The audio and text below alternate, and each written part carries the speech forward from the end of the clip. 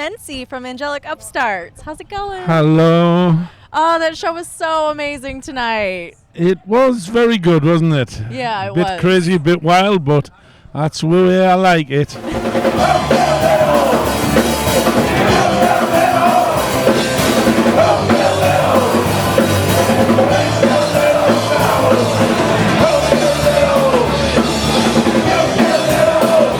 You guys are regarded as one of the pioneers of oi punk. What was it like being a band in England in the 1970s in a genre that wasn't even fully defined yet at the time? Well, I'd like to tell you first, before we begin, I'm not in a oi band, I'm in a punk band. Okay. I've always been in a punk band. Okay. I have no real knowledge of oi. I know it was a bushel sort of thing, but I was in a punk band, and I still am in a punk band, and I'll always be in a punk band. So I just grew along with it. Obviously, I wasn't one of the first. I came along very late in 77. But I think all round, I think I'm one of the very few who's absolutely stuck to his roots. Yeah. Yeah. So, but with the history of oi, they do say that it was like it kind of started, and it was Gary Bushnell that coined the term, and he said it kind of started because there was like the punks and then rockers. I sort of, to be perfectly honest, I did understand where he was coming from, because he wanted to have a street movement, band. So we were certainly a street movement band. Yeah. We certainly were that, probably along with the Cockney Rejects and bands like that. But unfortunately, I had to distance myself from it because it quite quickly became enveloped with right-wing ideology, Yeah. in my opinion. And then that goes along with, in the early days, you had a lot of violence at Yes. your shows. Does that still persist today? Oh, no. I mean, tonight was awesome. I mean, it was nothing but, camaraderie. But I think it came to a head in the late 80s when we were attacked by boneheads. I won't call them skinheads because they're not skinheads. They're boneheads, fascists. I actually, at the time, I thought that was the end of the band because they were getting so strong. And then I was approached by members of Red Action and Anti-Fascist Action. And from then on, we, what I would describe as, became proactive in self-defense. yeah. And there was some more incidents which we were involved in, but it was all forward resistance.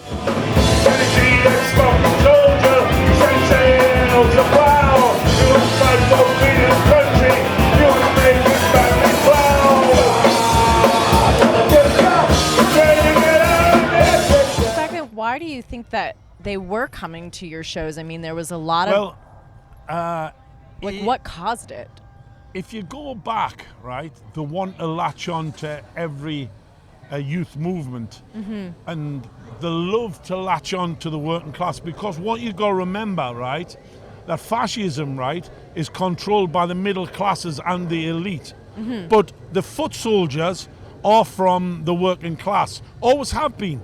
They'll always recruit from the working class, and working class people is what they focus on. Yeah. And because I was up and coming, a working class punk band, not arty, not university educated, pure working class, I think they became focused on us, and quite quickly we started fighting back. Mind on saying that, I did welcome them at certain points in my career. And early, I did welcome them and try to talk to them. Okay. I did use that approach. It didn't work. It certainly didn't work. It was futile. So we went to a different approach, which I said was proactive self-defense. Of course. I mean, eventually it gets to a point where even today that, you fight back and sometimes, we will outnumber them. Yes. And Well, so the idea, right, to success is to fight when you know you can win. That's the idea to success. If you think you're going to get beat, retire, because there's nothing gives them greater pleasure to brag for 20 years. And the other thing is they brag about defeats. They turn defeats into victory. It's fantastic. We absolutely annihilated them at Waterloo. And some of them said, yes, what a great day, or what a victory. And I thought, what? They must have been at the Waterloo with Napoleon, I think. Because they certainly weren't at the Waterloo where I was at, but never mind. But mainly, they're born of pure ignorance. Yeah. That's what they're born of. And they have no willingness to learn. Yeah, I mean, it just behooves me how a person would even want to be involved. Like, why would you want to be involved in that and believe in those things? I don't know what the motivation would be behind that. Well, it's very simple, isn't it? I mean, for the fascists, they come along, you're a young kid. Maybe you're alone. Maybe you've had a bad family upbringing, whatever. And all they say is, there you go, put the badge on, swastika. You're with us now. See them over there? That's the Reds. They're the lefties. Watch, we'll bash them. And they'll go over, and there might be a couple of students standing there who've never been in a fight in their life, not involved in anything, and they'll go slap them about and they go, well, I'll have some of that. This is easy, this. Go around, terrorise people. And then they turn up, and the young kid looks, he's got his badge on, his big boots, he's marching up the road. Sieg, Highlander Sieg, Highlander Sieg, Heil, Heil to you, Seagull. And then they come up against the likes of Red Action, anti-fascist action, and the young kid says, hang on a minute, who's them there? Oh, well, that's the opposition. But I thought they had long hair and anoraks. No, not all of them, son. Bang, bang, bang, good night.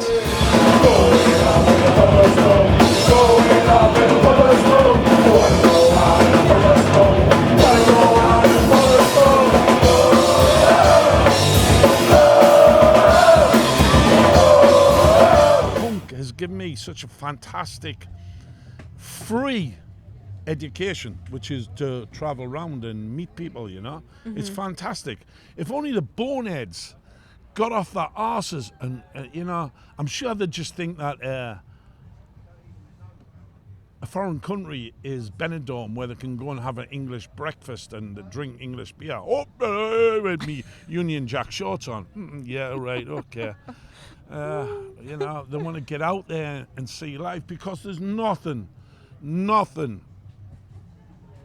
gives you more knowledge than traveling. Yeah. Nothing. Doesn't matter what book you read. The only way you get to know situations is to travel and have a look for yourself.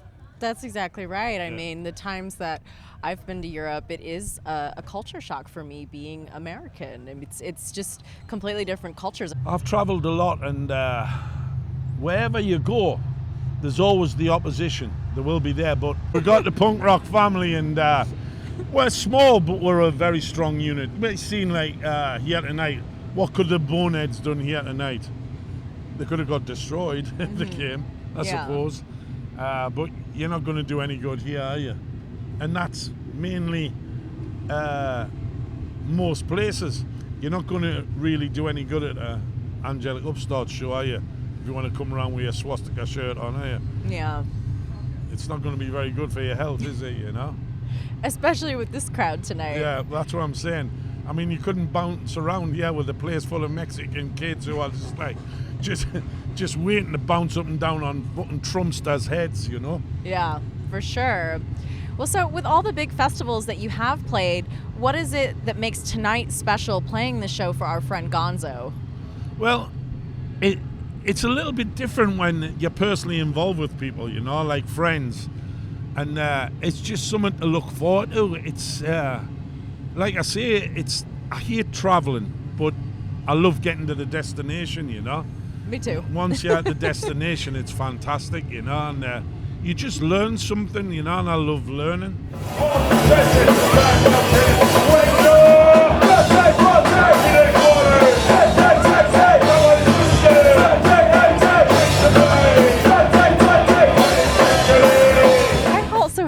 you're a huge football fan. Yes. And I am not sporty at all. So what is it like in a game in England? Can you share some of your most memorable moments? Well, my most memorable moments Like, what's a are game usually like? being depressed because we're shit. We're absolutely rubbish, you know. But it's like it's a community thing, you know. It's like where I'm from, you look to the left, which is red and white, or you look to the right. Not politically in any way I hasten that, but you look to the left is Sunderland, and you look to the right is Newcastle. And I was born looking to the left, and I've never been any different. But it's so involved with families and everything. It's a lot more than sport. It's part of your life, you know. It can send you into depressions, which it frequently does for me, because they're so rubbish, you know. Have they always been bad? No, a couple of times they've been good. Yeah. They're odd times, you know. But very odd. And so, but why don't you change teams? No, 'Cause you can't. can't You're do born, that. You're No. born with your team. No, you can't do that. Okay. No, you can I told change. you, I'm not sporty, so I don't know. You're going to tell me these things. You can change your wife. That's not difficult, but you can't change your football team, you know. So, but what does it mean to you to be a part of a team? It's just a sense of community, or Oh, it gets you. It like I say, when you get beat, you come out the ground. I mean, I take my son, right. The poor little guy. He's been gone since he was 5. And he's 8 now. I think he's seen them win 3 times, you know. And we won the last time I took him. And he was ecstatic. He was running up and down, you know. And I was watching him thinking, that's what it's all about, you know. And for so many times we'll walk away from the ground and he used to say things, you know. Do you think we'll ever win, Dad? I said, I don't know, son. He goes, we'll never score any goals. I went, I know. Well, so it's difficult, but it's ingrained in him now, you know. I mean, the kids make fun of him and it's just like water off a duck's back to him. He's Sunderland and that's it. It's just part of life, innit, you know. yeah. If you ever come to England, if I find out tonight I really don't like you, I'll take you, okay? Well, thank you so much for taking the time to talk to me. You are a legend, and your show was awesome tonight. You're amazing. So thank you. I'm Mensi of the Angelic Upstarts, and you're watching Last Rockers TV.